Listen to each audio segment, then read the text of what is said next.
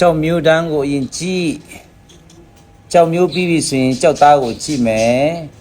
ကြောက်သားကတော့သူ့ကိုဖွဲ့စည်းထားရဲ့ရန်ရဲ့ position ပေါ့နော်ဘယ်လိုရန်နဲ့ဖွဲ့စည်းထားတဲ့ကြောက်လဲဒါကိုကြည့်မယ်အဲ့ဒါပြီးပြီဆိုရင်နော်သူ့အထက်မှာပါတဲ့ inclusion ရှင်းမရှင်းနော်အဲ့ဒီကြောက်သားတွေကိုကြည့်မယ်ပြီးတာနဲ့ကြောက်စီကိုကြည့်မယ်ကြောက်စီကြည့်ပြီးတဲ့နောက်ဆိုရင်သူဘယ်လိုအတခံနဲ့နော်ပါဝင်ထားတဲ့ကြောက်လဲအဲ့ဒါကိုရွေးမယ်ကြောက်မျိုးကြောက်သားကြောက်စီအတခံပြီးတော့ပြီဆိုရင်သူအပွင့်တွေးထားတဲ့ပုံစံကဘယ်လိုပုံစံတွေးထားတယ်လဲဆိုကြပါစို့ဖွင့်တွေးထားသလားပိတ်တွေးထားသလားအဲ့ဒီຢာကိုကြည့်မယ်မြို့တန်းမြင့်အောင်ဖွင့်တွေးထားတဲ့ဆိုတဲ့ကြောက်လားနော်ကာလာကိုလောင်တဲ့အနေနဲ့ပိတ်ထွေးထားတဲ့ကြောက်လား